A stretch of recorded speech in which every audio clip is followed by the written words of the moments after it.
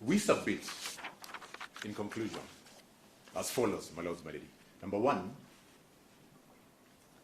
that the Senate handled the impeachment proceedings in accordance with the provisions of Article 96(4) and 145 of the Constitution.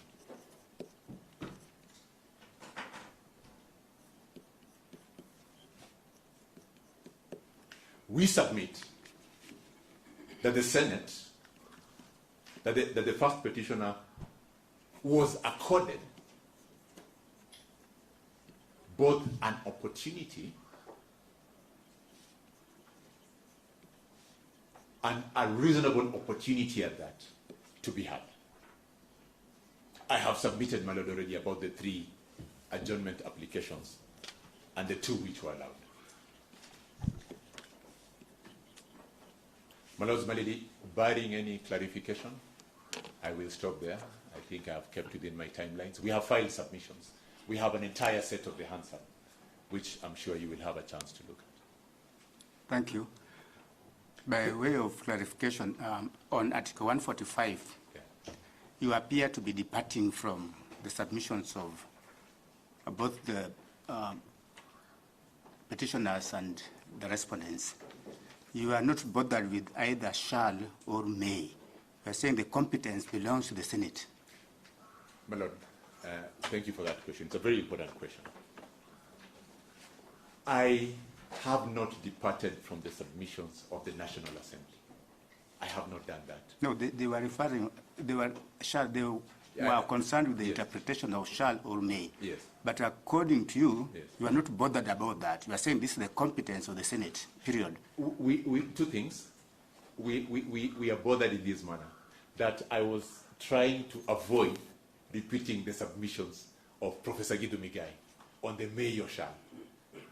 I thought, like I started when I said, I didn't want to repeat again what they had said, because Senior Counsel Professor Gidu Migai and Professor Eugene have covered this issue quite elaborately. Let me say this, my lord. So yours is in addition, no? So, first of all, I associate myself fully with those submissions. But in addition, we are saying, and I think I said it at some point, my lord, that the may allows the exercise of the power by way of resolution. Yes, by way of, allow me, my lord, to go to Article 145, just to answer that question, as I associate myself with the submissions of my colleagues for the respondent. The may, under Article 145B, my lord, the may, and based on my submissions, the may then gives the Senate the power to determine whether to go by plenary or whether to go by way of committee. So in addition to those submissions, this is what I'm saying. All right, thank you. Okay?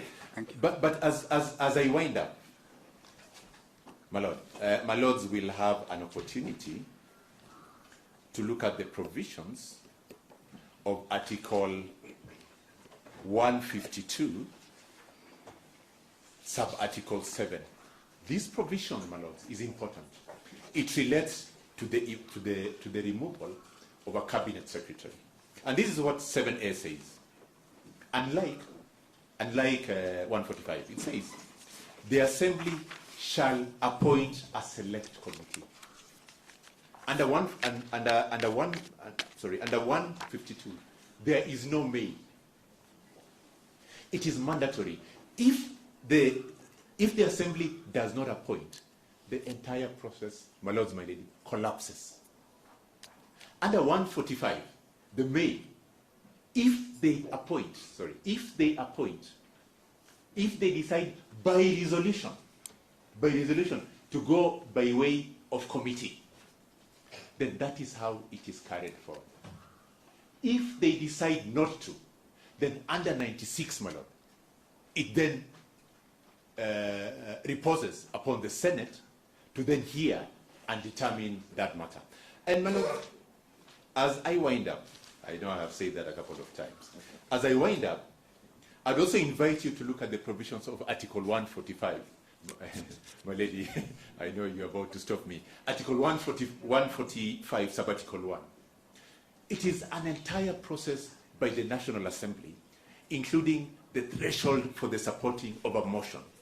Under 145.1, there is, I think, the one-third. Under 145.2, there is the two-thirds. Now, it cannot be the intention of Kenyans that a process that has come through the National Assembly with such threshold is then collapses at the Senate because of the may or shall. Because once it gets to the Senate, having achieved the one-third and the two-thirds, then it is, the charges have arrived. So the Senate then has to opt as to then how to proceed.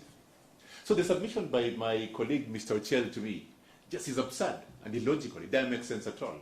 But it is for the court to decide. I hope that the court will be persuaded by our submissions in this regard.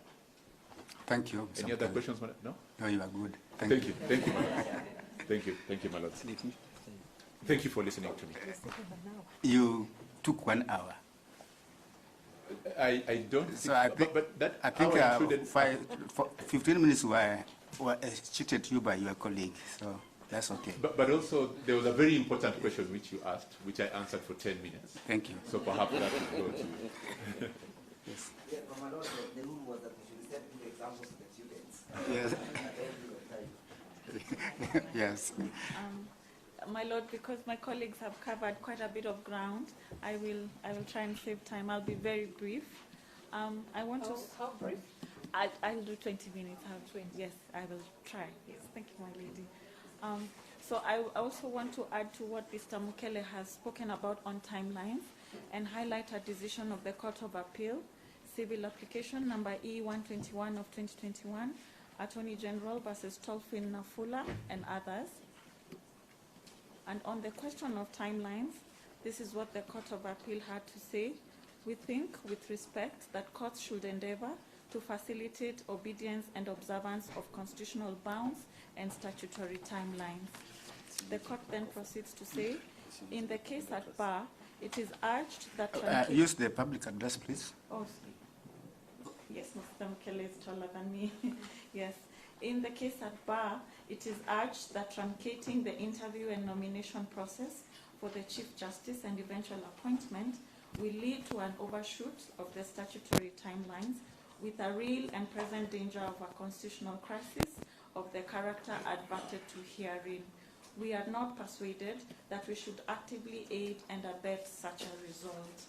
So, my lord, my lady, on Mr. Mukele's submissions that the Senate was bound by the timeline set by the Constitution and the standing orders, we are asking this court to also allow and uphold that decision that the Senate took to adhere to the timelines and to make an expeditious decision. And there was also a danger of a constitutional crisis, as in the Tolfin Nafula case. It was important that the matter be resolved expeditiously. And the question of expeditious disposal also came up in the Sonko case. And at paragraph 134 of the Supreme Court decision, the Supreme Court reviewed the timeline set out by the standing orders, and they found that the Senate had an obligation to adhere to those standing orders. And at paragraph 135 of that decision, the Supreme Court also finds that expediting the process of impeachment does not in itself amount to a breach of the rights of Sonko, Honorable Sonko at the time. They found that he had been given sufficient time within which to prepare and present a response, and my colleague has taken you through everything that transpired in the House. So I move to the question of public participation. I'm glad Mr. Masharia has joined us. He was the chief, I want to call him an offender, but I'll call him a proponent of the way the Senate should have conducted public participation. My Lord, yesterday you asked the question of what is case-by-case basis. It's because Parliament does not only do bills, there is other business that transpires before Parliament. And in each case, Parliament determines how to handle public participation in this matter.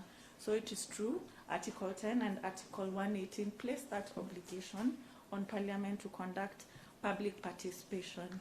And in the Sonko case, but now the Court of Appeal decision, which was subsequently upheld by the Supreme Court, the Court of Appeal says first, it is for the government agency to determine how the process will be carried out. Sorry, it's at paragraph 42 of the Court of Appeal decision.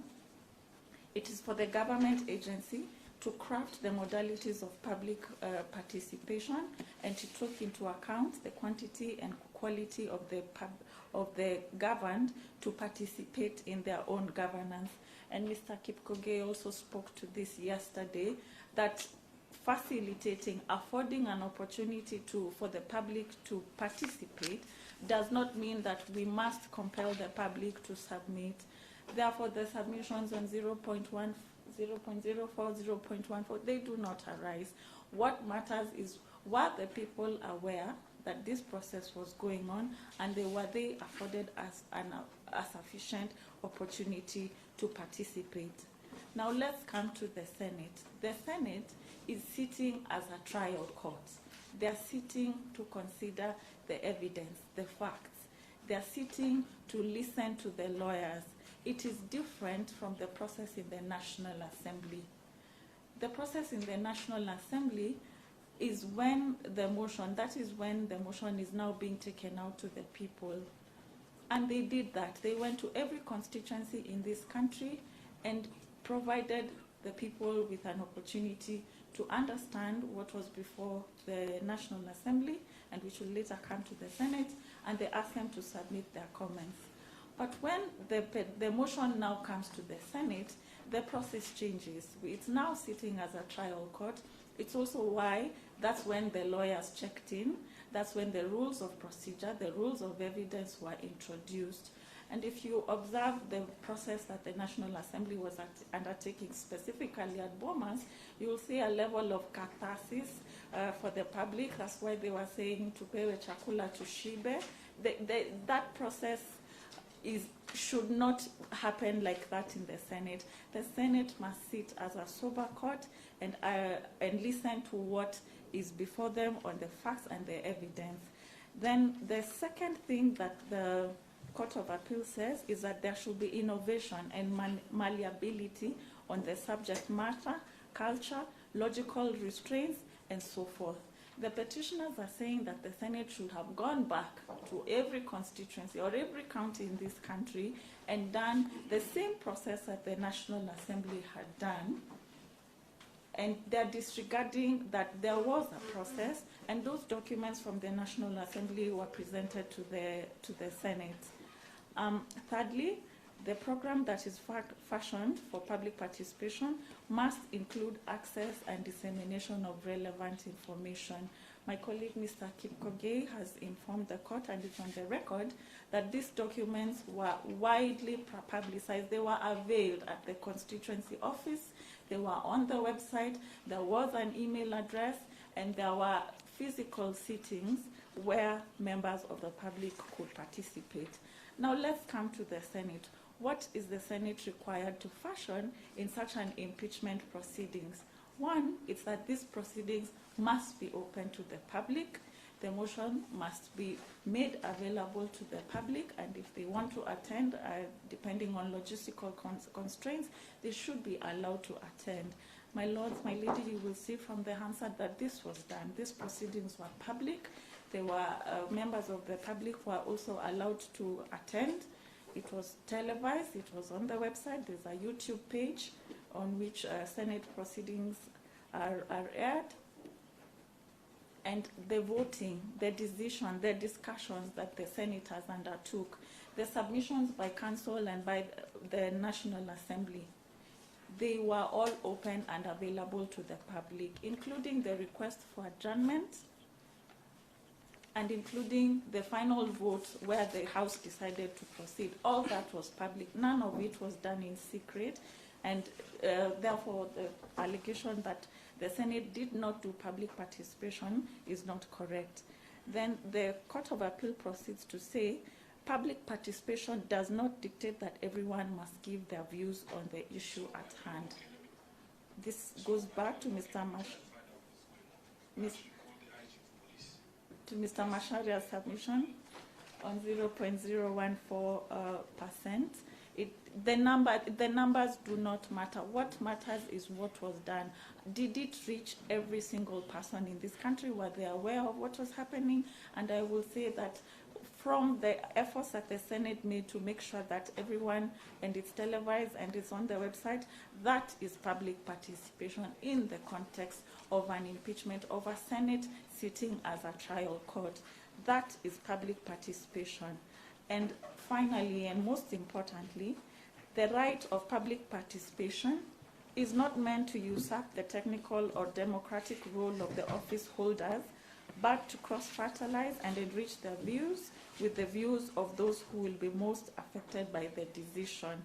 This is important because the Senate had received documents from the National Assembly and from the petitioners, and what was required of them is to make a decision based on the material before them, the grounds before them, the evidence before them, and make a finding whether it had been substantiated. So it matters not that there is a section of the country that did not agree with the process. What matters was what was before the Senate, and the senators were required to make a decision based on the evidence. And they did make a decision and found that there were grounds that have been substantiated. So, my Lord, we are saying that what the petitioners are arguing, that there's one brush for both houses of parliament, in this case is not correct. And on the question of case-by-case basis, we are saying that when the Senate is sitting as a trial court, the public participation looks different from when the Senate is undertaking its legislative mandate. And because at all times the proceedings, the debate, the documents were available to the public, there was public participation. And there was also a submission from Mr. Masharia again, that the Fair Administrative Action Act requires public participation, and my colleague has submitted that this is a constitutional function. This is a House of Parliament sitting to discharge its constitutional function of oversight, and there are proper parameters that apply for public participation. Then, my Lord, I'll move to the next issue, that there was an allegation from the petitioners that there was new evidence and witnesses allowed to submit to the Senate, which made the process unfair to the petitioners. My Lords, my Lady, you will see from the Hansard, the Speaker did give a ruling on this matter, and he referred to Rule 7 and 8 of the Rules of Procedure. The Speaker finds that Rule 7 and 8 permitted the Senate to receive witness statements, list of witnesses, and any other evidence. The Speaker then proceeds to say, what is not allowed is to introduce new allegations or introduce evidence that is extraneous to the allegations. And based on what had been presented, the Speaker ruled that the documents were permitted under the Rules of Procedure. They were provided to the petitioners, they had a chance to respond, and so that issue that they were unable to proceed with their case or it affected their fair hearing is dispelled by that communication by the chair. It's in the Hansard which we have provided to the court. My Lord, the final issue which I wish to highlight on is the Speaker of the Senate has been accused of bias because he was a member of a political party or a coalition. If you look at Article 106 of the Constitution, for a Speaker to qualify to be appointed as Speaker, you must qualify to be appointed as a Member of Parliament under Article 99(1)(c). What this means is either you are nominated by a political party, or if you are an independent candidate, you're supported by at least 2,000 registered voters in the county. So definitely, the person who becomes Speaker is someone in the political realm. However, when they do become Speaker, under Article 107, their role is to preside over the House, and under Article 122, the Speaker has no votes. Even on the adjournment, he had no vote. He had to put it to the House and leave it at that. So when the petitioners allege bias just by virtue of the fact that the Speaker was active in politics, there is no evidence. There's nothing that has been produced to show that the Speaker did or did not do anything that was required of his role. And my Lord, we ask you to throw out that ground of the petitioner's submissions. Finally, my Lord, if you look at the Hansard, there was equal time allocated to both parties, both the National Assembly and the petitioner, or the respondent in the Assembly. They were allocated equal time. So they have alleged that there was no equality of arms. That's not correct. The Hansard will bear us witness that they were given the same time as the National Assembly, and it was up to them to organize their case and how they would like to proceed. Therefore, my Lord, we ask that you dismiss the petition. Thank you. Thank you. I've heard from earlier submissions Yes. from your team Yes. that indeed Senate is not obligated to do public participation. Yes. From your submissions, I gather that you are saying that, in fact, there was public participation by Senate. Can you please clarify the position of your team? Yes, my Lord, the position is we are bound, the Senate is bound by Article 10 and Article 118 and complied with that requirement. What we are saying is the obligation is not the same as the obligation on the National Assembly, but there is a requirement and there was compliance. So the submissions by a part of your team that the Senate is not obligated at all is erroneous. Not erroneous. I'm qualifying that the Article 10 and 118 require that we facilitate the public. So you are departing from that submission. I'm qualifying, my Lord, that that obligation is conducted in that manner. All right. Yes, thank you. That is thank the you. correct position. Yes. Thank you.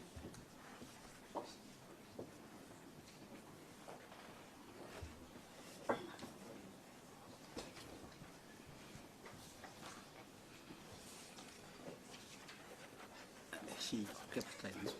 Yes, yes. Thank you for keeping your time. Thank you. Dr. Biancolo, is it still an hour? Is it an hour? My lady, we had prayed for 2 hours. We crave your permission to give us that time. I had earlier on said my client is perhaps the one that stands to lose out of this process if this petition should succeed. There are a number of allegations made against him. That is the context, my lady, in which we had sought for that time. And as Sorry, Madam.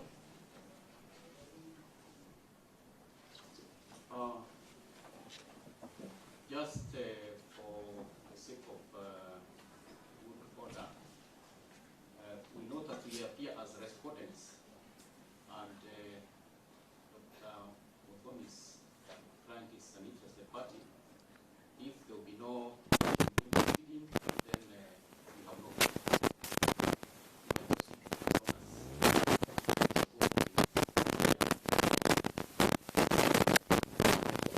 Do you prefer a particular order of proceeding? You want to come before him? No, he may proceed. I just wanted it noted that we are still pending his response. thank you very much, my lord.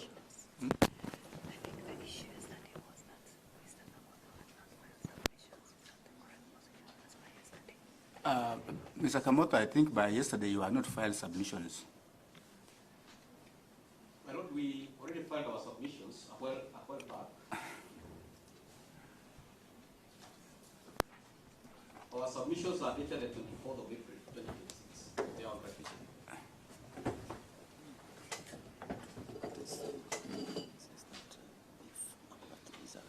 Yes, yes. Okay. So unless he feels prejudiced, doctor, unless this Do you feel prejudice if Dr. Tankulu proceeds? There will be no prejudice in my view. In fact, I suspect that it will make my work easier by 98%. All right. Thank you. Proceed, Doctor. Thank you very much, my Lord. My name is Mudhomi Nkolu. I appear for the second interested party, that is His Excellency, Professor Kithure Kindiki. I am joined by Mr. Moses Kipkogei, Kennedy Meli, Steve Ogola, Boniface Mwereru, and Kenson Mutethia. In that representation, for today I'll be sharing the time with Mr. Kenson Mutethia. For the record, my Lord, we filed the following documents, which we urge the court, when you retreat, to peruse.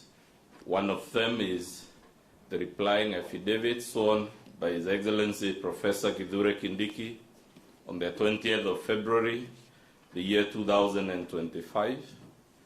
We have, in addition to that, filed submissions dated the first day of October, the year 2025. Number 3, we have filed a list and battle of authorities, also dated the first day of October, the year 2025. And lastly, we filed an affidavit dated the 8th day of May, the year 2026, in response to the issues raised in the affidavit filed by Dr. Gikonyo. My Lord, I have reflected quite deeply on the matter before the court for the last 2 years, and I have not been sure, perhaps because age is catching up with me, whether the petitioners actually believe in the allegations they have brought to you. But in the course of that reflection, my Lord, and in the course of practice of the law in cases like the one before you, it has occurred to me that it is quite easy in a dispute like the one you're now hearing to lose sight of the real issue. You know, lawyers come in their various grandeur and sophistication, and they say 1,000,001 things. And in that forest of very many things, allegations and counter-allegations, my experience is that it is easy to lose sight of the real crux of the matter. And to me, the real issue, my Lord, may be formulated in 3 ways. One of them is whether the courts, not just this court, but any court anywhere in the world, whether courts should quash the impeachment of a deputy president that has been found guilty by Parliament of inflammatory ethnic incitement that threatens national unity, especially in a polarized, multi-ethnic country like Kenya. We know, my Lord, what ethnic incitement did in Yugoslavia. We know what it did in Rwanda and Burundi and many other places. And for me, the question is whether a judge, a court of law, should reverse an impeachment conducted on such a ground in a country such as the one we live in a country with experiences such as those we had in 1992 in Molo, such as those we had in the year 2007 that we call the post-election violence. Should courts really do that, my Lord? Even as lawyers try to draw your mind in 1,000 directions. Number 2, my Lord, should courts quash the impeachment of a deputy president? We are not talking about a street sweeper. We are not talking about a junior clerk, but a deputy president of the Republic that has been found guilty by Parliament of threats to judicial independence. A deputy president that goes to the press vilifying and accusing judges of this very court of things that he shouldn't be saying, and does it count for anything, my Lord? When I was reflecting on this, my Lord, it reminded me of my many days in high school when we used to be taught a proverb in Kiswahili that says, usitusi wahenga na uzazi ungalipo. Does this petitioner even have the reflection perhaps to apologize to the courts for having been found guilty of insulting them.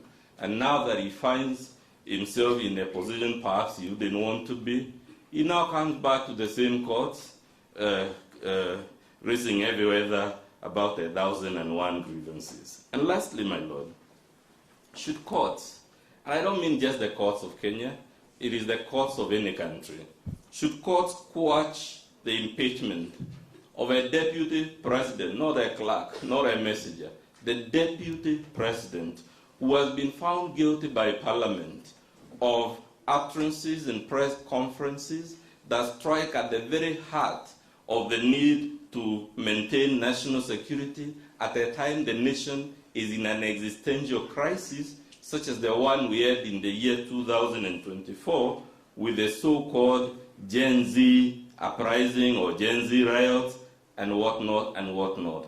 At the end of the day, my Lord, that is really the broad question before you. And my Lord, when I was thinking of this matter also, I was quite amazed to hear that the petitioner is being likened through a false analogy to Jesus Christ, to Socrates, to Thomas More, and other great men and women in history. And for me, my Lord, I was left wondering, perhaps the correct analogy should, and I'll show you shortly, should have been that with Barabbas, the mighty criminal who the masses chose, or perhaps the two unrepentant, or rather the unrepentant criminal who was crucified together with Jesus Christ. But while on this, my Lord, again, because sometimes we love analogies and they mislead, did Jesus Christ traverse Galilee and the southern part, Judea, preaching ethnic exclusion, preaching ethnic hatred and incitement? Did Jesus Christ traverse Judea and wherever, trying to vilify judges in public utterances instead of following the mechanisms? Was Jesus Christ really guilty of the sort of things? Because you were told, I don't want to address you on whether it is blasphemous to even liken a man with Jesus Christ. I'm not a very religious man, so I'll leave that to the religious people. But the overarching legal question, my Lord, is whether, as a court of law, because a lot of emotions have been stirred in this case, we are in a court of law, my Lord. This is not a sympathy parade. It is not a political forum. It is not a political platform. And to the extent that we are before a court of law, we must confine our inquiry to the four corners of the law. If the law supports the petitioner, then he is entitled to whatever the law gives him. But if the law doesn't agree with him, he cannot ask you to stretch it. The law is not an accordion that you can keep stretching and expanding and contracting. The law is cast in advance so that we have prior notice, so that we can calibrate our behavior to accord with it. And the overarching question, my Lord, is whether this impeachment complied with Article 145 as it is, not Article 145 as we may wish it were. The overarching issue is whether this impeachment complied with the standing orders as they were, because Parliament was working with the Constitution as it is. Parliament was working with the standing orders as they are, and it cannot be permissible to come after the event and tell you many of the things you have been told. My Lord, without revisiting the issues that my pupil master, Professor Gideon Muigai, told you, sometimes I tend to have a fairly strong tongue, and that stands in the way. But there is a point we are trying to make, and which I think Professor Muigai was trying to make with all the humility, my Lord, that we can master. And that point is that, the power of the courts is a limited power. Just like the power of Parliament is limited, just like the power of the executive is limited. There is a temptation and a general assumption among public law lawyers, especially lawyers who practice in the constitutional division and the Judicial Review Division, because the courts usually have the last say on the legality of something, there is a temptation, my Lord, to assume that the judicial power itself is not limited. And that cannot be true, my Lord. That is why what is supreme is our Constitution. It is not Parliament that is supreme. It is not the President or the Executive. It is not even the judiciary that is supreme. It is our Constitution. And if we accept the general premise, my Lord, without appearing or sounding haughty or arrogant, if we accept the broad proposition that judicial power is limited, it must follow the things courts cannot do. And one of the things the court cannot do is those questions I began with, whether courts can quash and reverse an impeachment of a Deputy President of the Republic done on the grounds, on the facts before you. My Lord, the idea that judicial power is limited is not just my submission. It is something we were all taught in Law School 101 under the doctrine of separation of powers. And because Alexander Hamilton was quoted here, he wrote Federalists, paper number 78. And in that paper, my Lord, he says the judiciary only has the power of judgment. The judiciary only has an interpretive power. It cannot make law. It cannot stretch. It cannot expand our Constitution. It cannot expand any law. Of course, there are inherent limits on that.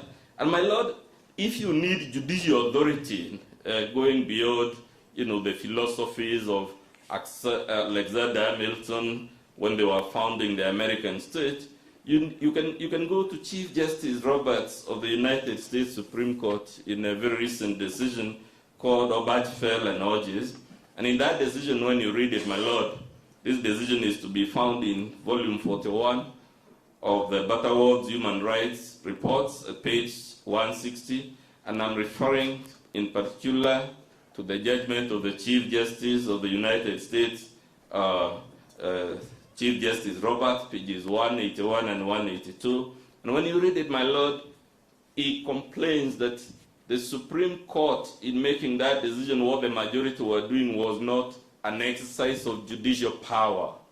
He says, he accuses the Supreme Court majority of varying an institution that had been fixed by all human civilization, going to the Khoisan, going to the Aztecs, going to the ancient Chinese, going to the ancient Egyptians.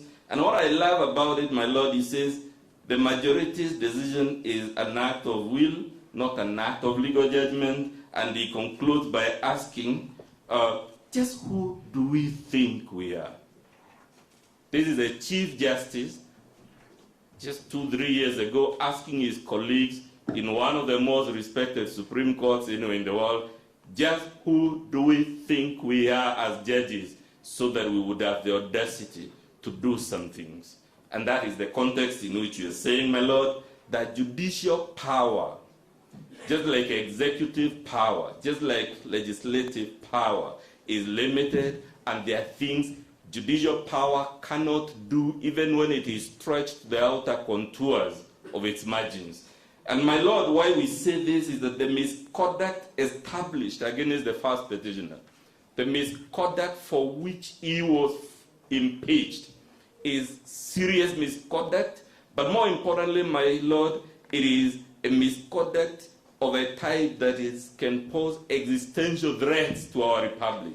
It can bring existential threats to our governance architecture, especially when it is committed by the second highest officer of the state. It is notable, my Lord, this power of impeachment, because again you were told, we should invoke it as the last bullet, as a means of last resort, and many other short stories. The structure of our Constitution is that this power of impeachment is actually only available against the very highest people. And there is a good historical, philosophical, and legal reason, my Lord. It is because it would erode the dignity of our governance architecture to have a deputy president in handcuffs recording statement before a police station here and being arraigned in court and whatnot. That is the philosophy historically, why it was agreed in England way back in the 1300s, in Americas when they were founding their republics, that senior state officers found guilty of high crimes and misdemeanors, found guilty of gross misconduct that is incompatible with the inherent dignity of the office they hold, then Parliament, not the courts, Parliament was given the power to remove such officers as an exercise of delegated sovereignty or as an exercise of the constituent power of the people. My Lord, Article 145 is designed to protect the Republic. It is not designed to protect individuals. It is not an article, therefore, you can invoke to say, my right this, my right this. Of course, there is a procedure laid out in that article, and if that procedure is not followed, it is our case that it was scrupulously followed. The point, my Lord, is that Article 145 is public-centric, it is not individual-centric. And if that is the case, it must follow that the impeachment power in that article, my Lord, is a power to preserve the constitutional order, to maintain the integrity of the governance system that the people of Kenya on 27th August of the year 2010 voted for. My Lord, when we say that judicial power is limited, it is not to say you have no power. Of course, we cannot seriously claim you are entirely powerless, because it will mean then we are wasting time here. No, that's not our point. What we are saying, my Lord, is that your power is supervisory rather than appellate. And that has been confirmed by none other than your brother Mongo J, who I think my colleagues on the other side are trying to distort his views on these matters. In that bench, called Martin Nyaga Wambora and others versus county government of Embu and others. This is the High Court decision delivered in 2015, and in that bench, Mongo J was sitting with Koril J as he then was, and with Odunga J as he then was. And my Lord, they say, these are not their words, they say, a court reviewing the procedure of a legislature is not a super legislature sitting on appeal on the wisdom, correctness, or desirability of the option of the impugned decision-making organ. It has neither the mandate nor the institutional equipment for that purpose in our constitutional design. Moreover, the process cannot be wrong simply because another institution, for example, the courts, would have conducted it differently. It must be accepted that the institutional environment controls the manner in which an organ disposes the issues before it. These are not my words, my Lord. It is the judgment of this honorable court, a three-bench like this one, sitting with your colleagues, some of them whose views now there is an attempt to distort them. But my Lord, what is important about this decision is that it was pushed all the way to the Supreme Court. Again, and when you read at the Supreme Court, the citation of this dispute is Karaoke Matter and others. And my Lord, there is a detail about the Supreme Court decision in that matter that I think both sides, and in my experience, lawyers don't even realize. It is the only decision, my Lord, I've seen where the Supreme Court of the Republic of Kenya has upheld the violation of a High Court order, and that written in black and white that Parliament was entitled to disregard this court order because the courts had overreached themselves by trying to exercise a power beyond supervision. They had assumed an appellate power. This principle has also been upheld in the Sonko case, which I need not revisit given the inimitable submissions by my pupil master, Professor Gideon Muigai. My Lord, what is the dispute before you? There is a plethora of grievances. You know, this didn't happen, this happened the wrong way. The key grievances, my Lord, are just four. It is that there was a denial of fair hearing. I'll be coming to this shortly. and as I come to it, I'll be telling you that grievance is mischaracterized. It is a case of what we used to call in Law School 101, distortion and misrepresentation. What was actually not availed to the first petitioner is an opportunity not to make his case, but for him to be cross-examined on the case that he had made. And I will interest you, my Lord, Article 50, Sub-Article 2, has several paragraphs running from A to Q. Those are the elements listed in our Constitution, and I will challenge the petitioner to tell you in his rejoinder which of those close to 20 elements of that right was breached. You are told he's not being specific. Of course he cannot be specific, because if he were to be specific, as required by Narita Karemi Njero versus Republic, he would have to tell you it is this specific element. My Lord, there is no right to be cross-examined. The right that exists is the right to cross-examine on adversary evidence. So the petitioner has actually turned the right on its end. We have a perfect case here of the villain taking moral high ground and telling anyone who cares to listen from all the mountaintops how he was mistreated, how people were unfair to him. He can make whatever lamentations he wants to make, my Lord.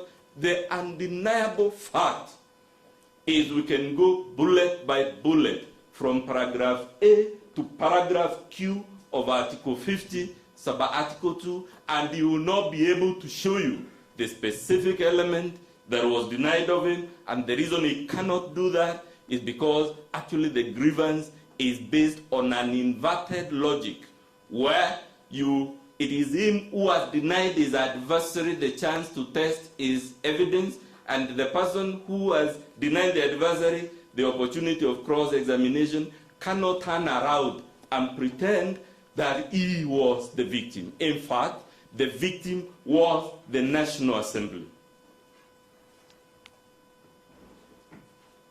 So, my Lord, you have a case here which is a mischaracterization, and that's why I've told you I've struggled in the last 2 years to understand why are we before you, and why have we ruffled all these waters and made heavy weather of these 1,000,001 things.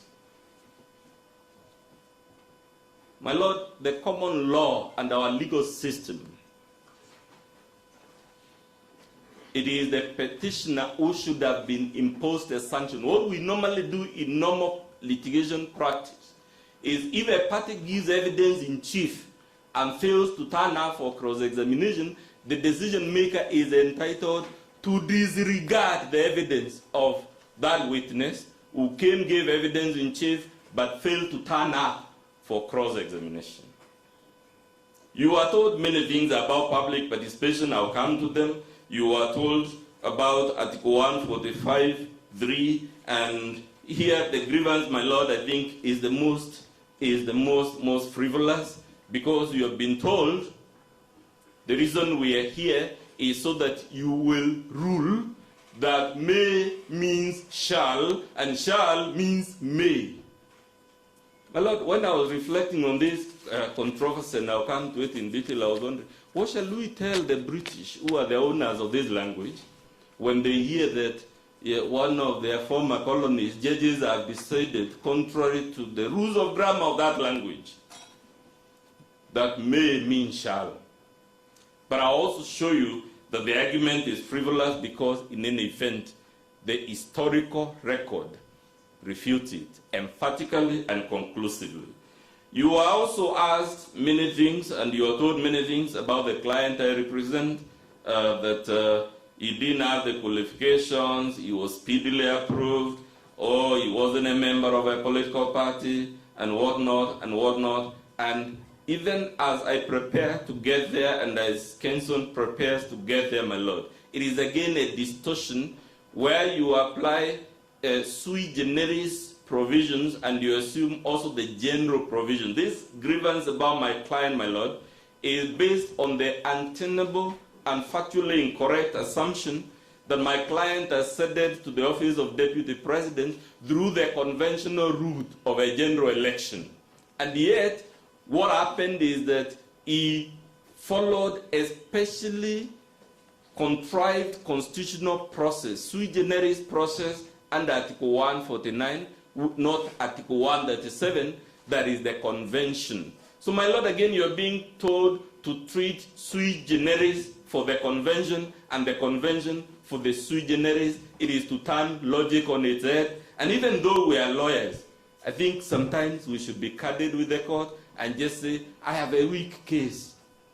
Perhaps the court might feel pity on you for that candor. And then, of course, you are told, for my client, there was non-compliance with the statute that is called public appointments, parliamentary approval, when, again, the sui generis process under Article 149 of our Constitution is not the one that is governed by that particular statute. There are four bizarre aspects, my lord. Four strange. Bizarre means strange or things that don't seem to make sense upon ordinary scrutiny of the case before you and the release that the petitioner seek. What have they told you, my lord? The petitioner has been emphatic, not once, not twice, but several times, that he is not here to seek reinstatement. Which is okay, of course, you can't force him to assume an office he is emphatic, he does not want to hold anymore. But my lord, I think it is to speak from both sides of the mouth for him to tell you on one hand that he doesn't want reinstatement, but he wants you to quash and declare as unconstitutional, null and void the impeachment process. Because if you were to grant that prayer, my lord, the legal effect, unless I went to the wrong law school and I've been to quite a number, the legal effect of quashing and declaring as unconstitutional, null and void the process that the National Assembly and the Senate undertook would be that there was no impeachment. So if there was no impeachment, he remains in office. He never left office. A deputy president can only leave office by death. He has not died. By resignation, he has not resigned. Or by removal, which is what happened. So he's telling you, I don't want you to reinstate me, but I want you to quash the process. I want to suggest to you, we are happy with this emphatism that he doesn't want to be reinstated, which he can't anyway, but it follows by logical flow that for that same reason, he cannot also have the process quashed and declared illegal, null, and void, because you would be issuing orders that are illogical and that are irreconcilable and mutually contradictory. He cannot have it both ways. Number two, my lord, you have other petitioners, let's forget the main one, who actually seek his reinstatement. And I think Professor Muigai was telling you some of the unintended consequences of our expansion of law custody. So on whose behalf, if I were to quote Justice Ringera, on whose behalf are these other petitioners holding the candles? They cannot cry louder than the bereaved. The main petitioner doesn't want reinstatement. On what basis can another party other than the one who held the office then be asking you to reinstate him? And to me, again, it shows some of the contradictions. They betray doublespeak, they betray frivolity, but more importantly, my lord, it is prayers of a type that if you were to grant them, they would plunge us into a constitutional crisis, because if you grant the other petitions, you have to reinstate him, something he doesn't want. If you quash the motion, it means he's reinstated by operation of law, which again, he doesn't want. And that's why I've kept wondering, my lord, did we come to waste your 2 years here to play to the gallery? Did we come here to bother you just to speak nice English and to cite nice sounding authorities? Because the judicial process is sacred. It can't just be invoked in vain. It can't just be invoked for the sake of it, for the sake of just making a point.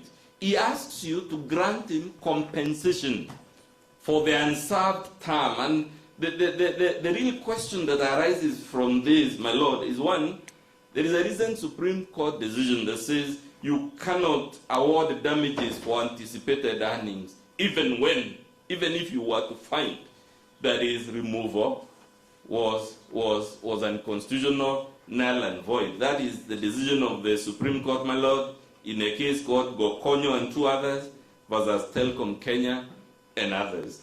But forgetting that decision, my Lord, because we are in Kenya, and when I was a child, they used to say Kenya ni nchi ya ajabu. We are one of the few countries where things that seem paranormal, beyond the normal range of human experience and existence, tend to happen.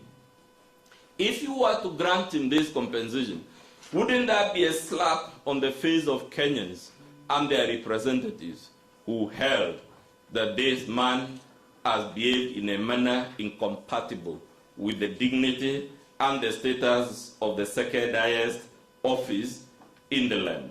You are told many things, my Lord, that this process was choreographed, it was a predetermined outcome, but does the record bear it? Because it is easy to say things, my Lord, proving them, as I always say, is where the rubber meets the road.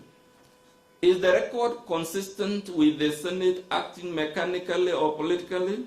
And our answer is no, my Lord. For the simple reason that on the record, the petitioner was acquitted on 6 out of 11 of the charges. That's not a Senate acting mechanically and following the orders of some undisclosed oracle somewhere. He was acquitted on 6 out of 11. And it is our submission that that outcome demonstrates careful reflection, careful deliberation, and careful weighing of the evidence on the part of the Senate. It is evident, my Lord, that Parliament sifted the evidence, which Professor Muigai has been emphatic you cannot be invited to do. Parliament sifted the evidence, it weighed the scales, and they tilted the way they tilted. 5 on one side, 6 on the other side. Let me come, my Lord, to the strange grammar, inverted grammar. I come from a county where people should be very careful before they talk about things about the English grammar, but I'll try. Even with that disability, my Lord, the question is, does the rule of holistic interpretation of the Constitution confirm that the word may in Article 145(3)(b) is mandatory? You know, I mentioned the word holistic, my Lord, because it is common knowledge to us all on both sides that you cannot cherry pick words in a constitution or any other legal document. My Lord, if the word may in Article 145 is mandatory, it must follow wherever that word is used throughout the Constitution is also mandatory. It cannot be mandatory only for the specific targeted missile of reversing this impeachment. And my Lord, I asked you earlier on, what shall we tell the people who are the owners of this language? What shall we tell our brothers and sisters in the common law world when they hear that in Kenya, something that has not happened in Australia, it's a common law world, New Zealand, the Americas, the Canadas, most of Africa. This has never happened, my Lord. But there are petitioners who are also, my Lord, not even unanimous on this. For instance, on their side, my senior counsel, Paul Mwite, acknowledged that the Senate would proceed with an impeachment either by plenary or by special committee. So that's the case for petitioner numero uno. But the case for some of the other petitioners and for some of his other counsel is that no, you can only proceed by way of committee. Ochiel Dudley, who in our happy moments, I call him Rod Denning, and my good friend, the Black Bull, Mr. Ndegonjiro, and Shadrach Waboi, told you North, you can only go through the committee route because for purposes of Article 145(3)(b, the word may is not directory, it's not discretionary, it is mandatory. But my Lord, I told you, this submission on the part of some of the petitioners is refuted emphatically by the history of our Constitution, and I only allude to this history for two reasons. One, my good friend Rod Denning here took you to history. You know, Boma's draft, Wako draft, Kilifi draft, and the many other drafts as the basis for the submission that for the limited purpose of Article 145, may is mandatory. But my Lord, is that submission, is that history correct? Or is it revised history? Or is it history according to the first petitioner? My Lord, when you check Article 164, sub-article 4 of the Boma's draft, the word used was shall.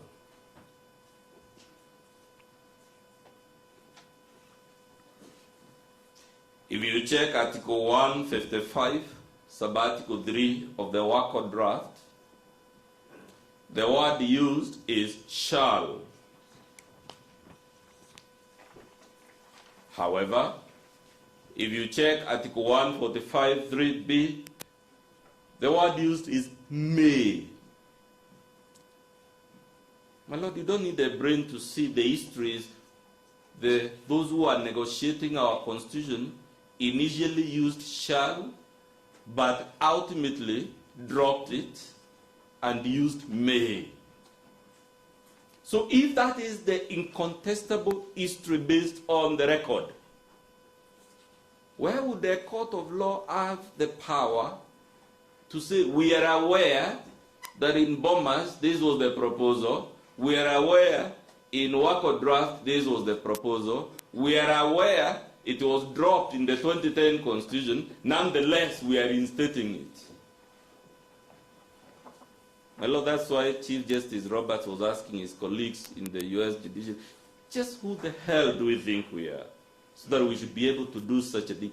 Kenyans emphatically dropped shall, adopted may. You're being invited to overturn the choice they made and say it is the ex-ante position that applies.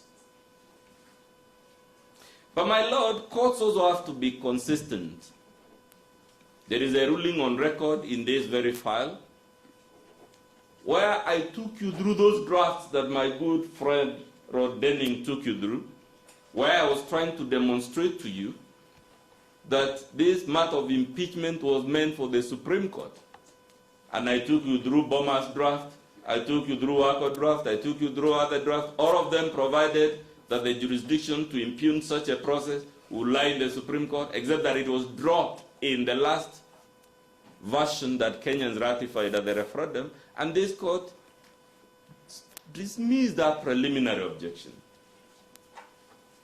So if we were wrong then to invoke that history, on what account can the petitioner now be right? My Lord, they are asking you to embarrass yourselves by holding on one occasion the history points this way, but on another occasion it doesn't point, and it's the same history on the same subject of impeachment, same legal text. The court cannot. It cannot do that, not as a matter of consistency. And my Lord, you were told by Mr. Mukele, I believe, that there are other removal provisions in the Constitution, and you are referring to, I believe, Article 152(7), where the word used is shall. So it cannot be that the use of may in 145 is a slip, and therefore this whole idea. You were told, my Lord, that there is a decision of the High Court in Sonko that suggests what Professor Githu Muigai calls obiter dictum, that maybe the committee route is superior. And of course, Professor Gideon Muigai told you those views are bitter, and he correctly did so. But my Lord, what I found curious is on the record, and I've kept raising this over and over, the petitioners have misrepresented those of bitter views as views of the Supreme Court. That's what's written on their submission. Yet it is common ground. That is not even a decision of the Court of Appeal, leave alone the Supreme Court. And for that reason also, they can't, and in any event, my Lord, that obiter dictum was emphatically rejected by the Supreme Court in the case of Sonko versus County Assembly of Nairobi and 11 others. If you want the specific paragraph, my Lord, you can read from paragraph 110 of the Supreme Court decision in Sonko and whatnot. My Lord asked a question yesterday. You know, when we say public participation is contextual and whatnot, my Lord, the timelines are part of that context.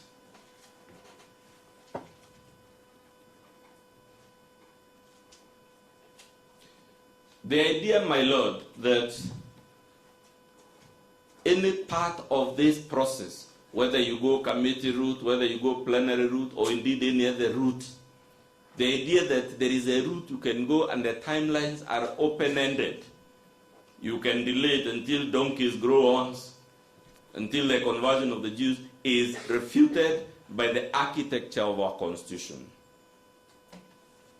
So any suggestion before you that, Senate was wrong or National Assembly was wrong because they misread this article and then this other reading, I don't know under what grammar, therefore the timelines are open-ended or they are prolonged.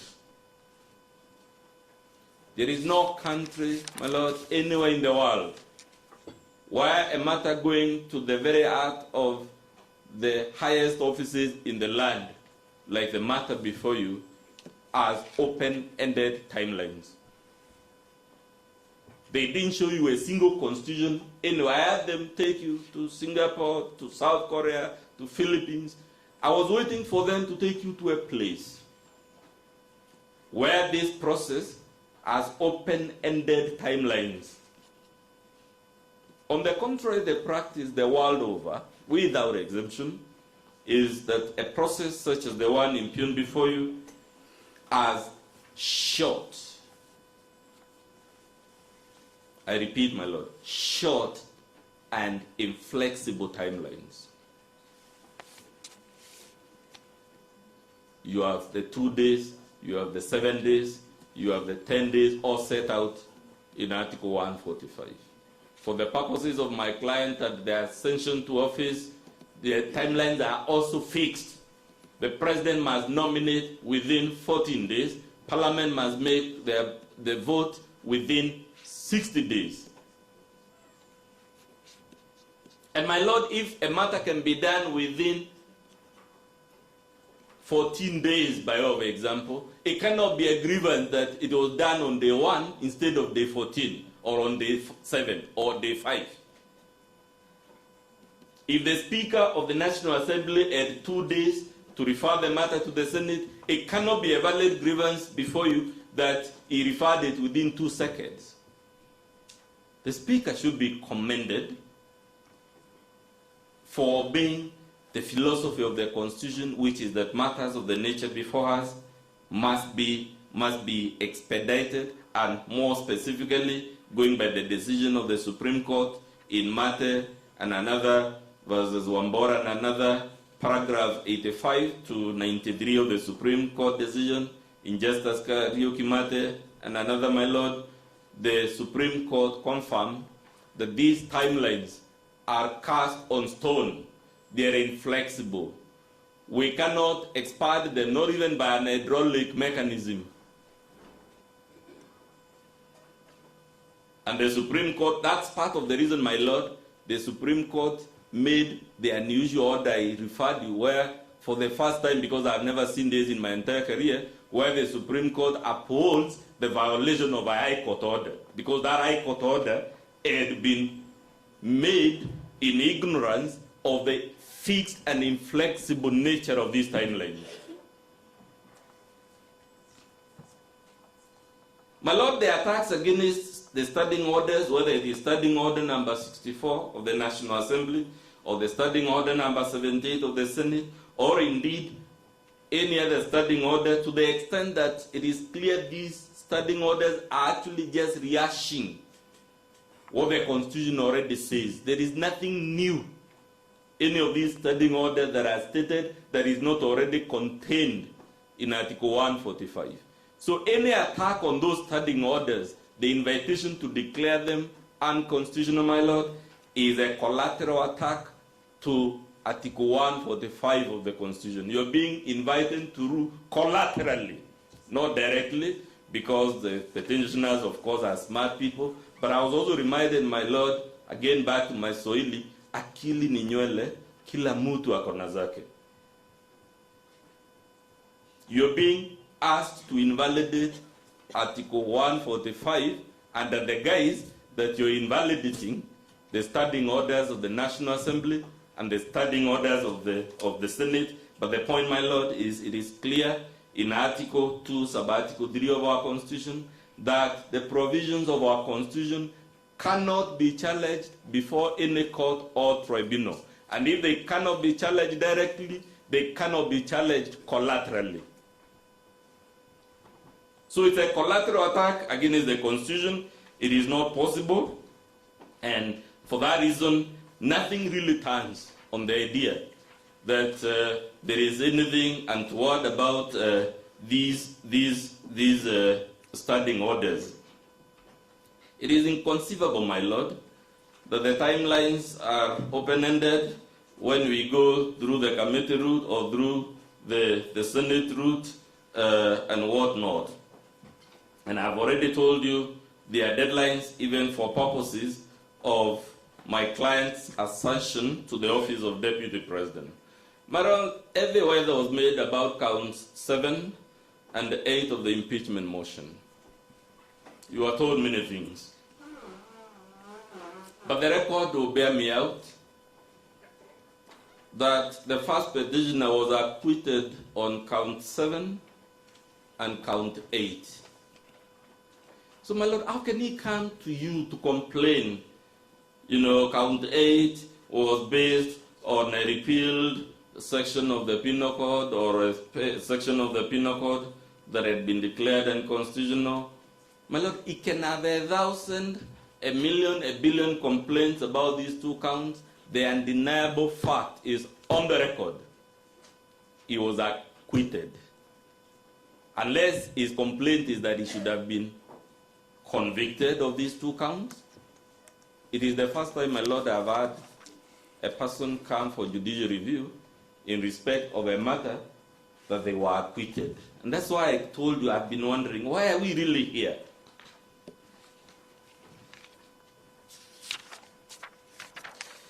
My Lord, it seems now straight to the issue of public participation. Somebody has lied to many litigants, not just the ones before you, that if you don't have a cogent case to impugn a public act, just allege public participation, just impute the quantitative and qualitative and whatever other dimensions of public participation. My Lord, it seems someone told the petitioners, allege ye public participation first, and everything else shall be granted unto you. It seems that was the promise they were told by whoever. But if that's what they were promised, my Lord, it's a false promise, which this court cannot uphold without violating the decision of the Supreme Court in the BAT case, specifically paragraph 96, Roman 8. And in that paragraph 96 of the Supreme Court decision in the BAT case, my Lord, Roman 8, the Supreme Court was emphatic, if I may read, an allegation of a lack of public participation does not automatically vitiate the process. Those are not my words. So even if my lords and my lady were to be persuaded on the material before you that there was something wrong with the public participation in this case, that without more would not vitiate the impeachment. Those are not my words. And the Supreme Court goes on, if I may read again, the allegation must be considered within the peculiar circumstances of each case. I guess this is the question my Lord was asking yesterday. And the mode, degree, scope, and extent of public participation is to be determined on a case-by-case basis. You were told, my Lord, oh, we went initially to counties, we were directed by Justice Mongo to go to the constituency centers. That was done. But I had submissions from the bar that we should also have taken it to the polling stations. It is in the public domain, my Lord, that Kenya has about 46,000 polling stations. Parliament has 350 MPs, 67 senators, and grant or take a few staff. How was Parliament to undertake this exercise in 46,000 polling stations? So one of the case-by-case considerations, my Lord, you must have is also the resource implications. Both human resources and other resources that were available to Parliament as far as this exercise is concerned. In addition, of course, my Lord, to the timelines. But when all is said and done about this matter, my Lord, the Supreme Court has told us in the quote I just read that public participation is not a trump card. It's not a magic bullet. You know, in poker and other games, you have that card they call joker that can be converted into anything. That is not what public participation is in the scheme of our constitutional architecture, and the Supreme Court has said merely because it wasn't done or it wasn't done to certain parameters does not, in its words, vitiate. And the point, my Lord, is you cannot have a textbook approach, you cannot have a one-size-fits-all approach or a doctrinal approach to public participation. You have to be shown that on the peculiar case before you, this is what is perverse about the issue that was done, and we were taken through the case of some courts, the same position, the finance bill case, again, Supreme Court confirmed the same position. But my Lord, it must be it must be clear from your record, because it is there, that the National Assembly published notices, invited people at both county and constituency headquarters. It amended those notices in compliance of court orders that were issued by Mongoje. It invited memoranda advertised nationally in various modes. All these things, my Lord, you are told in great detail how they were done. Unless you're being told, the standards are those of angels, not human standards. Parliament is made of human beings. The staff of Parliament are human beings. They are not perfect. And even our Constitution, according to the Supreme Court, does not demand perfect thresholds of public participation. My good friend, Mr. Moses Kipkoge, took you through what is the true essence of the obligation on the National Assembly. It is to facilitate. So nothing really turns on that allegation as to public participation. My Lord, this issue of fair trial, I alluded to it, and I've told you it is based, the complaint is based on inverted logic and distortion of facts, and more importantly, the opposite meaning of the grammatical language employed in our Article 50, sub-Article 2. Why are we saying it is inverted logic? The petitioner only has a right to cross-examine adversary witnesses. That right was granted to him, and he fully exercised it. He has a duty to avail himself for cross-examination.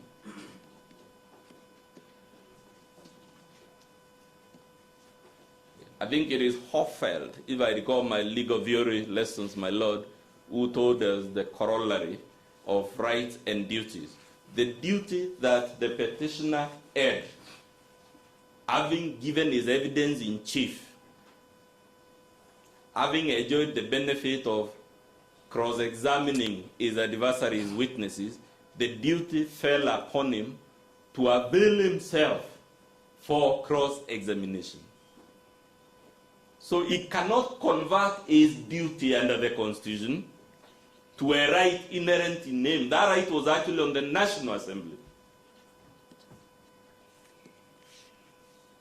And my lord, you'll be turning the text of our Constitution on its head.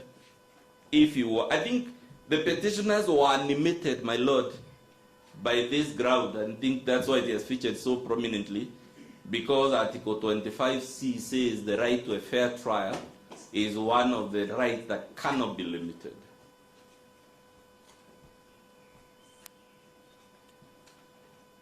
What they forgot is they have to show you, as a matter of fact, that the right was limited and was infringed upon. So again, someone seems to have told them, allege ye fair trial, and everything else shall be granted unto you. Whoever promised them that lied to them, and we must be honest with them and tell them it doesn't work like that. You were told his request for adjournment came at the tail end after he had given his evidence, he had been examined in chief. The only thing that remained was for him to be cross-examined, not for him to give any further evidence in support of his case. That he already did. That he already enjoyed.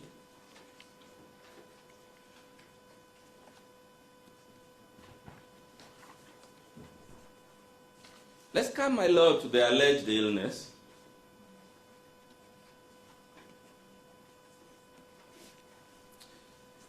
You know, this thing, my lord, when I have been reflecting about it again from my Gen Z students, there is something they call Mchezo Town. Mchezo Town. It means hanky-panky. You know, being a bit too clever. And forgetting akili ni nywele, kila mtu akona zake. Why do we say so, my lord? You were told Parliament was wrong to deny the good gentleman an opportunity to be cross-examined while he was ill. It's already common ground. No evidence was placed before Senate to prove that illness. It is already common ground that this petition lasted in this court for 1.5 years, was amended multiple times, and no such evidence was produced. It's only last week on Thursday, 1.5 years down the line, that material that ought to have been placed before Senate was now brought before you. Again, somebody seems to have lied to them, my lord, that merely because they placed some material 1.5 years down the line, it therefore follows that they have demonstrated he is healed.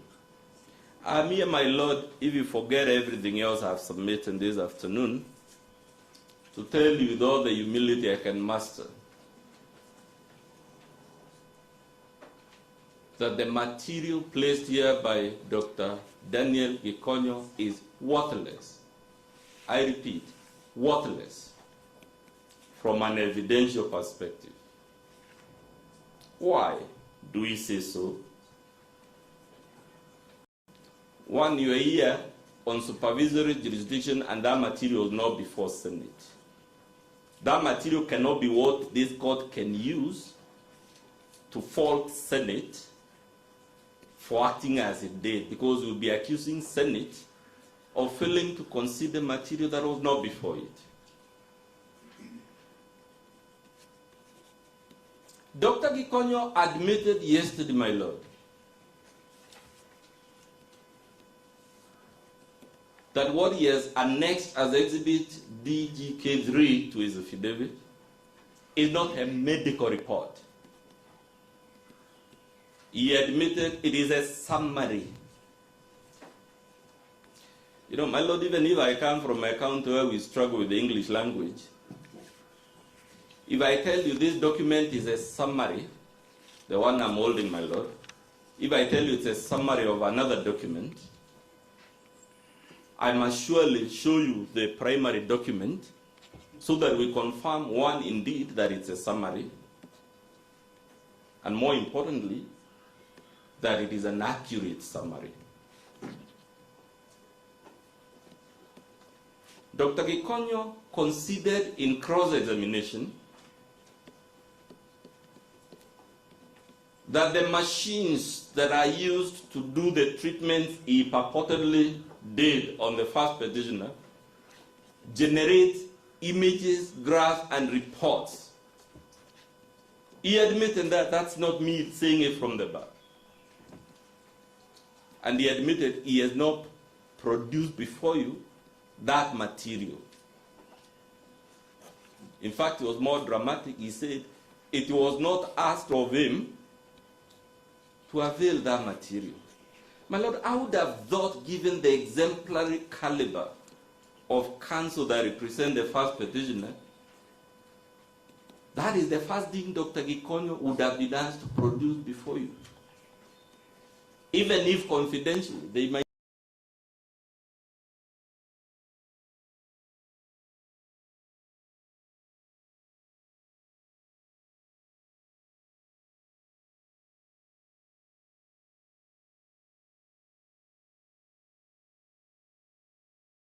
Inference that the reason that material was not produced, whether personally or in the affidavit of Dr. Gikonyo, is because that material, if it had been produced, would have been adverse to the deposition in that affidavit. My Lord, the reason they didn't want to adduce it is, if you say I took an echocardiogram and you produce the image, I don't even need to see a doctor. I can just run that image on artificial intelligence and it will tell me whether the allegation that the patient has a heart problem is true. That's the inference we want you to draw, that the reason the primary material was not produced is because it has been produced. Or would have needed it to ask another doctor or run it on a simple laptop and it would have shown you what is said to be evidence is what they call in the discipline forces malingering. It's a serious military offense, my Lord, in the discipline forces to pretend to be sick. And it is our humble submission that given the concession by Dr. Gikonyo and his failure to produce a medical report, the only inference we can draw is that the first petitioner was malingering, he was not sick, and there is no material, just as there was no material before selling. As I stand here, there is still no material before you. All you have is naked allegation by Dr. Gikonyo, and he himself admitted he has not produced before you the primary document. That's my Lord. Dr. Gikonyo admitted what was produced before you, that summary, was prepared by somebody else. It is not even a summary by Dr. Gikonyo. So it is, first of all, the document itself doesn't prove anything because it's not a medical report. Then it is hearsay to the extent that it is prepared by Dr. Sarita, who has not sworn the affidavit, and more importantly, who on the face of the document is not one of the petitioners that allegedly attended that. That affidavit is worthless, my Lord, because on the face of the document, we can't even tell who the patient is.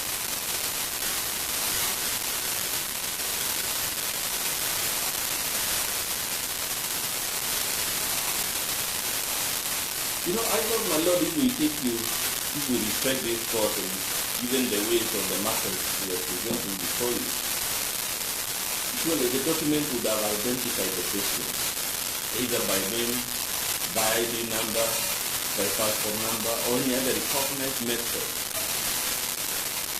of identifying. Dr. Gitonyo, of course, tried from the witness doc to tell you many things he should have said in his affidavit about the multiple discrepancies in that summary. My Lord, I asked him yesterday, Dr. Gitonyo, how can these documents are two timestamps? How can it on the left have been prepared at 12:40 p.m. and on the other side at 12:35 p.m.? And his answer was, I also don't know. Of course he didn't know, because the document was prepared by someone else, not you.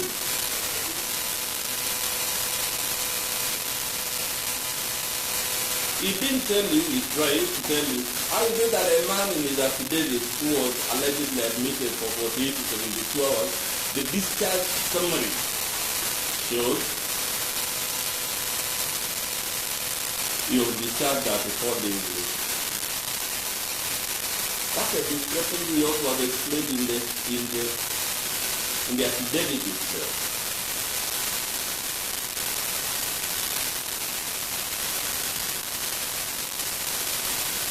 My Lord, Dr. Gitonyo admitted to he also didn't produce the laboratory report of the supposed blood tests and other tests that were done at the laboratory as per that medical summary.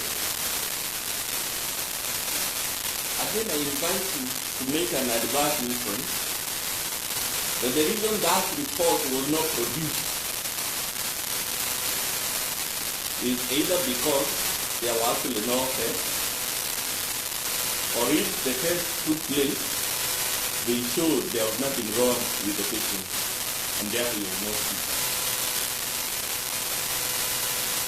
Without delivering the point, my Lord, I could go on and on. What Dr. Gitonyo gave you was just entertainment, not everything. Not his oral testimony, not his affidavit, not the annexure to that affidavit. Which means, even as we speak, there is no material on which this honorable court can conclude that the past petitioner was ill, and therefore, perhaps then it would have acted better by granting an adjournment.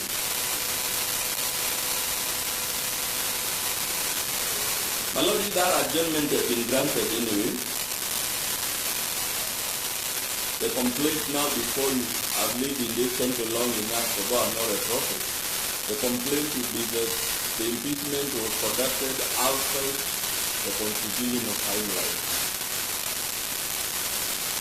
You don't need to give long imprisonment to know that. My Lord, when you check that detailed summary, it has the 2 times when it was prepared. But even if you adjust one and not the other, the most curious thing about it is that the petition was actually, according to the same document on the top, discharged at 1:36 p.m.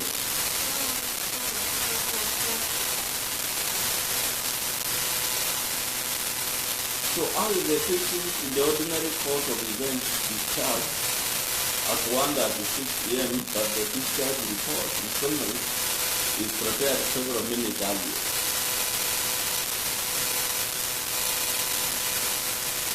You know, in fictional movies, we watch Morgan Freeman and the Time Wars and other things. I think these people want to imagine we're in that fictional world where we don't follow the laws of physics and the laws of the universe. My Lord, it is our submission that the real reason the past petitioner engaged in this act of malingering to run away from cross-examination is because the cross-examination would have affirmed the count relating to the bizarre amassing of wealth, the count on corruption and economic crime.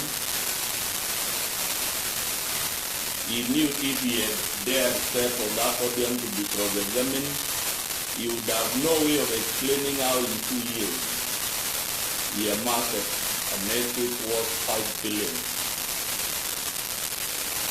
It is our submission when you check volume 4 of the impeachment motion, specifically pages 128 all the way to around 135, my lord. If the petitioner had dared turn up for that cross-examination, it would have entailed the facade that is the trademark of a honest man. It would have shown the terrible thing he had done to his own relatives,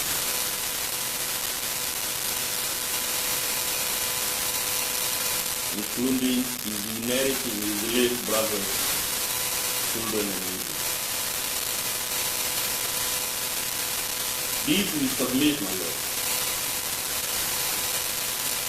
that if it is true that he developed things which we can never prove, which the medical report can prove, these are the things he was afraid the cross-examination would have exposed. And if he had turned up there, we would have pointed to him, page 129 of volume 4,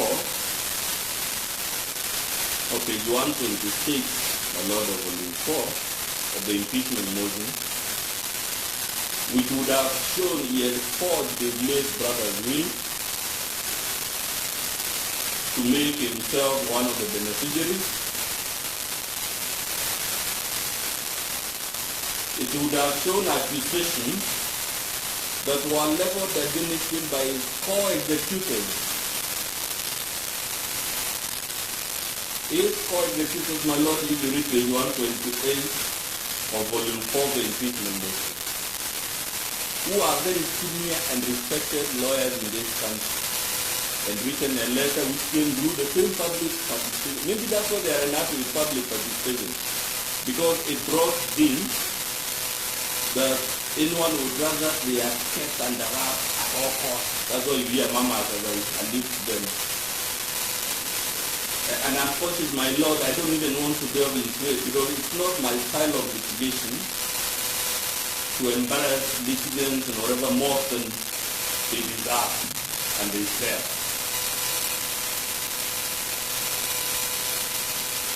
The reason he didn't want to turn up for that cross-examination is because that volume 4 showed he started siphoning money from his brother's account before the body was even moved from the ward to the morgue.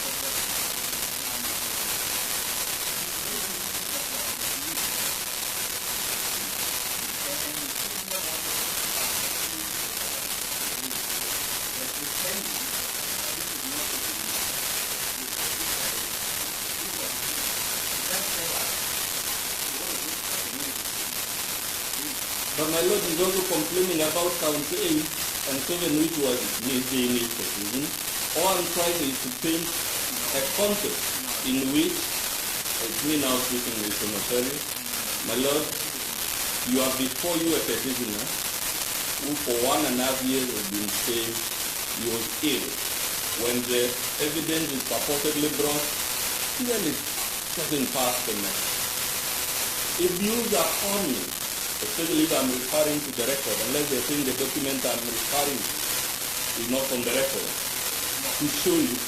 Are they saying, my lord, volume 4 of the impeachment motion is not reviewed? Let's have the Mashaga.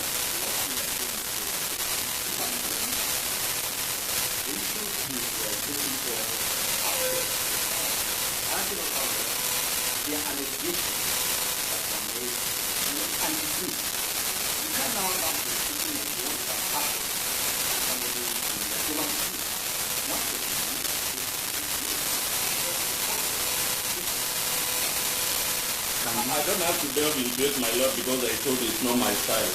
And truly it's not my style. But the point is, we are inviting you to read volume 4, the pages are referred with you.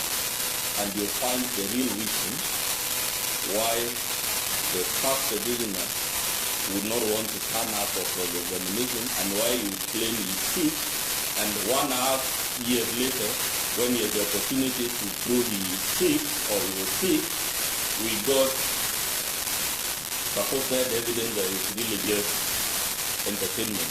It has no probative value. And so that we don't waste much time, let's move to the next issue. You are told, my lord, that the appointment of my client or his elevation to the office of Deputy President or his election, whichever word we choose, was done at breakneck speed, and that the phrase, bad faith, the phrase predetermined outcome, and other 1,000 allegations. My lord, in your ruling of 31st October 2024, this court has already held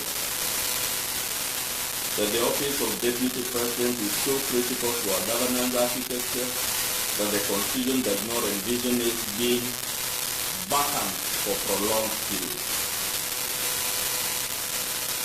This court cannot now be made that ruling be invited, like I pointed with regard to the issue to the Supreme Court, be invited now to find that the appointment of my client or whatever was done at breakneck speed, therefore that the phrase, bad faith, and whatnot.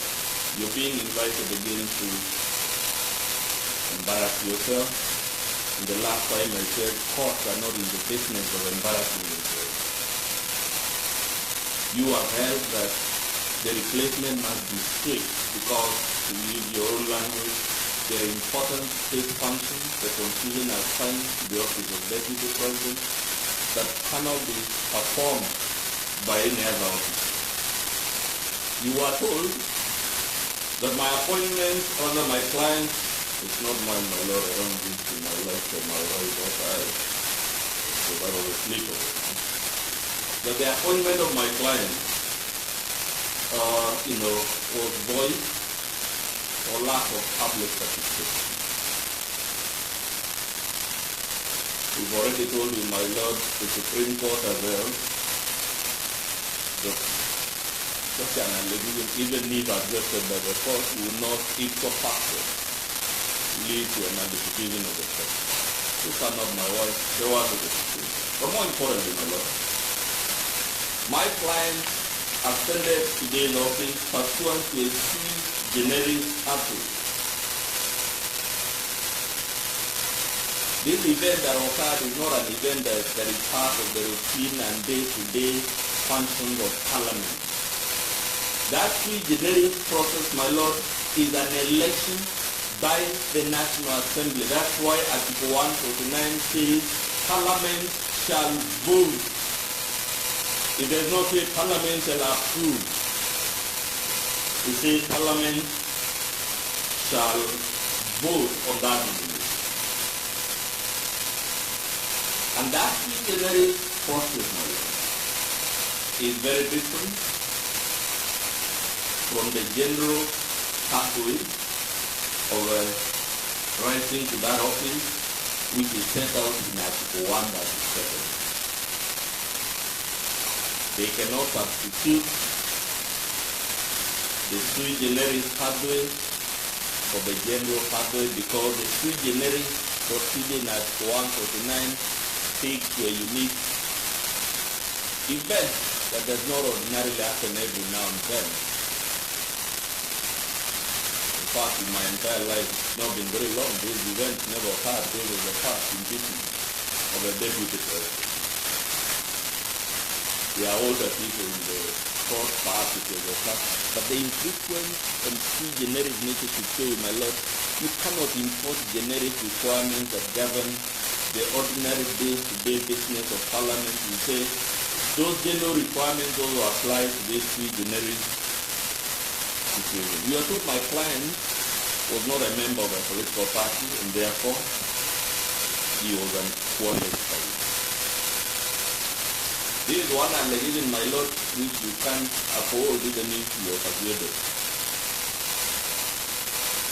Even if they were to have evidence, they haven't placed it, but even if the court were to agree they have watertight evidence, this allegation would fail for the reason that this court, in a case called Union of Civil Servants and two others, but the Independent Electoral and Boundaries Commission, is a 2015 decision also,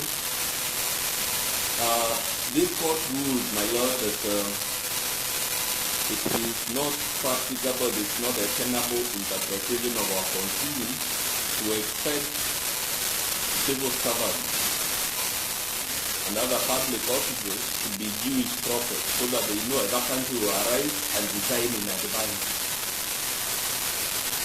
So even if it was to be found that my client, which is not found on the record, you can't uphold that allegation based on this authority unless the petitioners are telling you my client should have been a prophet to know that the past president will be impeached on this day so that he can join a political party in advance, so that he can resign in advance and whatnot. Nothing comes on the IBC clearances. Again, the judicial authority that the matter of IBC is one for the Secretariat. We need not belabor the point. The Supreme Court has again confirmed this in Muruli, Oparanya and three others, in Governor of Kisii and two others. Their Supreme Court decisions which bind this court, which means these allegations cannot succeed even if proven on the evidence. You have been told many things, and my friend Kenson will address you on them shortly, about the South African decision. They call it EFF3, we call it Falafala, because Falafala was the place against where whatever happened. But the point I want you to note, my lord, is that the text of Section 89 of the South African Constitution is fundamentally different. It is not pari material to Article 145 of our Constitution. If I may illustrate some of the differences, the South African Constitution doesn't prescribe any procedure unlike our Article 145. It leaves all questions of procedure entirely to the national assembly. The South African Constitution does not prescribe timelines like those prescribed in our Article 145.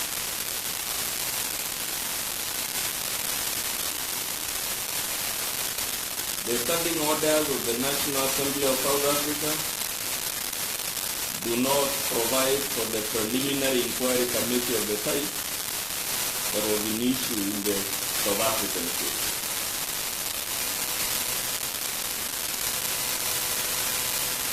And the point, my lord, go on and on. The removal process in South Africa is fundamentally different from the one in Kenya. Even the legal system is completely different. Although the head of state in South Africa is a president, is five presidents, theirs is actually a parliamentary. Ours is a presidential.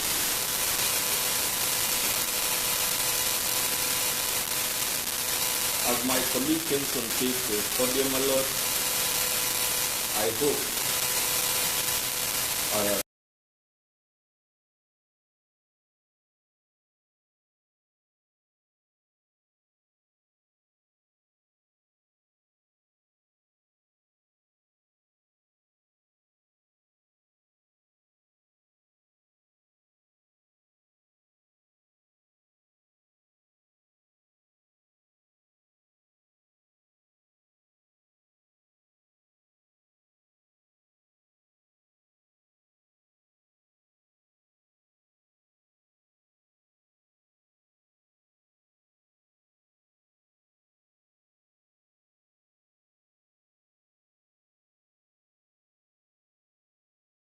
Yes. We'll break for 10 minutes. We'll break up for 10 minutes.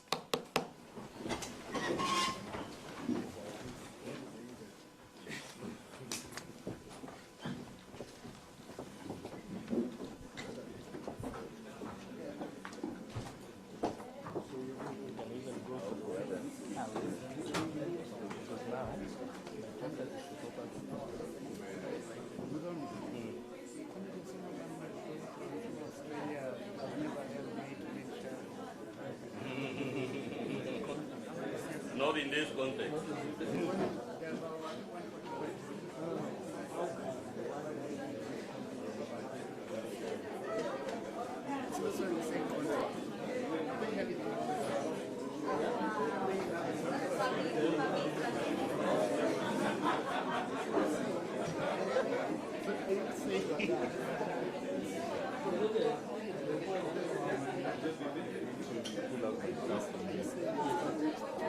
I also might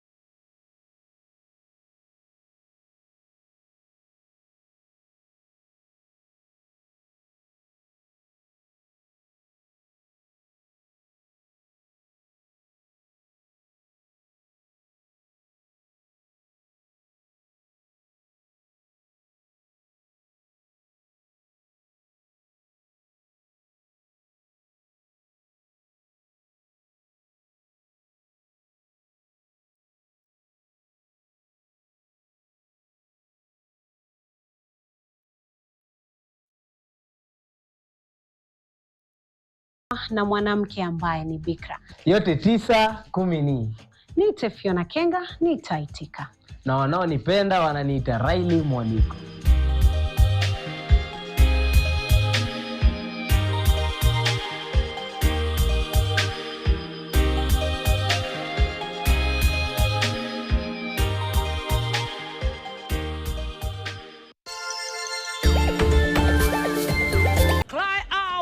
For the souls of the young people. In all that I went through, God had good plans for me.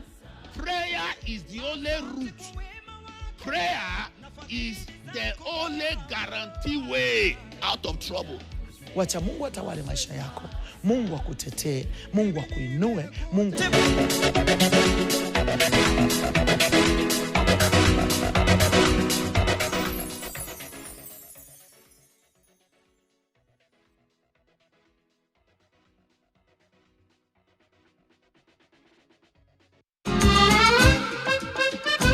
Mara ya kwanza kutoka Afrika Mashariki na Kati tunawaletea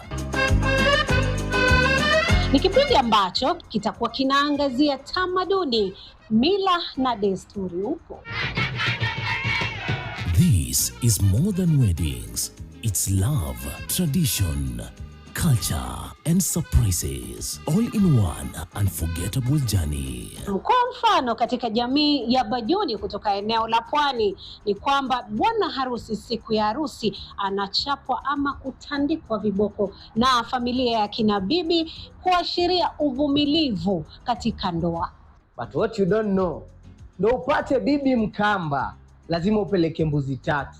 Inakisiwa kuwa rangi ama gauni la rangi hii ya kijani kibichi huvaliwa na mwanamke ambaye ni bikra. Yote 9 10 ni. Niite Fiona Kenga, nitaitika. Na wanaonipenda wananiita Riley Mwaniko.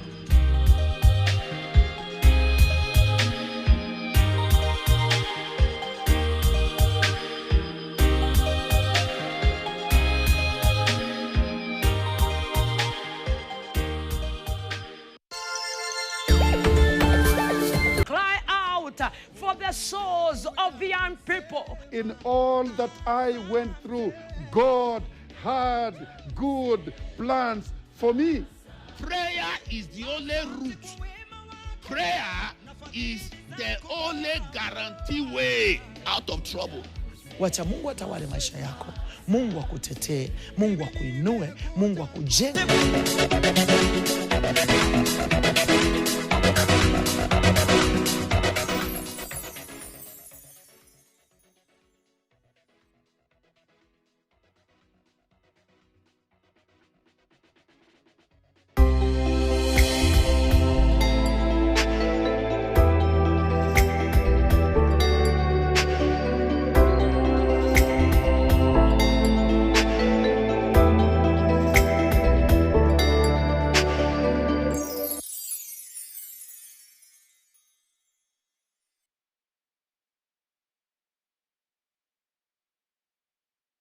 Fixed moments. Moments of pure love wrapped in comfort, because every smile deserves the best protection. From tiny toes to cozy cuddles, snuggles, and giggles made extra soft.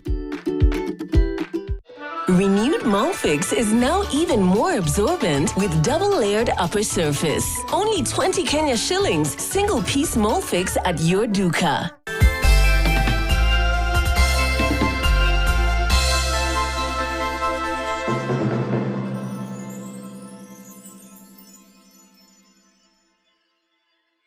Renewed Molfix is now even more absorbent with double-layered upper surface. Only 20 Kenya shillings, single-piece Molfix at your duka. Do you know what's inside that prepackaged food? Those unhealthy ultra-processed foods high in sugar, salt, or unhealthy fats can lead to diseases. According to the Ministry of Health, approximately 39% of all deaths in Kenya are as a result of non-communicable diseases such as obesity, diabetes, cancer, and high blood pressure. The foods and drinks we consume every day can affect our health more than we realize. Clear information on packages about what's in our food can help us have a healthy diet. From the Food Policy Coalition Kenya.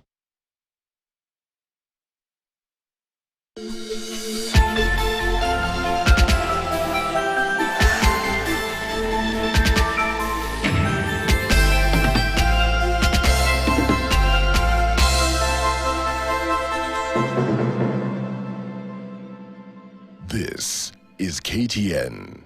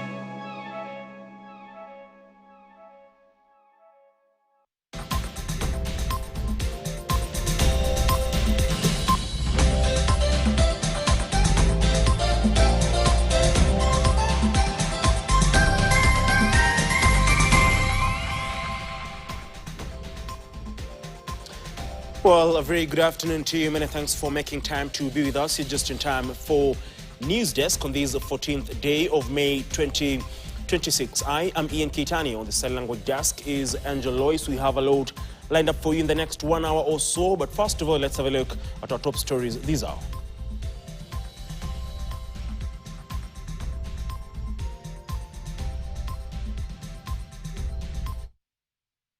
Before a three-judge bench at the High Court, as Gachagua pokes holes into his ouster process from office.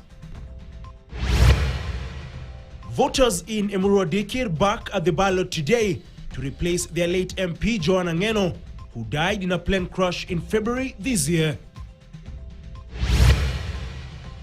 A family in Bugengi village in Matayos sub-county, Busia County, living in distress after their 16-year-old son living with mental disability mysteriously disappeared from home 2 months ago in unclear circumstances.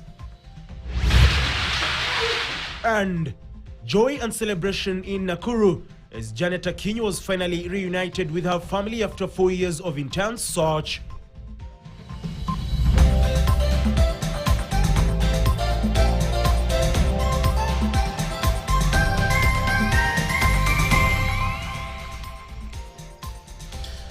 Now, welcome to the broadcast. The Emurua Dikir by-election kicked off early this morning, with polling stations opened to the voters at 6 a.m. A majority of polling stations have recorded high turnout as the residents go to the ballot to pick their next member of parliament following the demise of their late MP Joanna Ngeno, who died in a chopper crash in February this year. We're joined by Ken Geshui, who is in Emurua Dikir. Ken, if you can hear me, what is the latest? Are there cases of, election malpractice maybe? And what is the situation? What are the voters saying? And also, what is the IEBC saying in terms of these high stakes by-election in Emurua Dikir? Thank you, Ian. Indeed, at the moment, we have not had any cases of election malpractices being reported here at Emurua Dikir. But what we have had is just one incident where we have allegations that one of the agents belonging to one of the agents allied to one of the candidates claims to have been assaulted by a group of youth, and actually we have seen pictures of the alleged agent who has been rushed to hospital for medical treatment, and we have seen the various candidates who have been cleared to vie for this particular seat coming out to vote. But at the moment we have low turnout at the various polling stations because majority of the voters came out in the morning hours, and at the moment we have just an average number of voters. There are no long queues here and there, but we had long queues in the various polling stations during the morning hours. Remember, this is a very high stakes by-election because of the heavy political interest both by the government and also by the opposition. But we also have several other candidates who have been who are vying for this position, and one of the candidates is David Keter of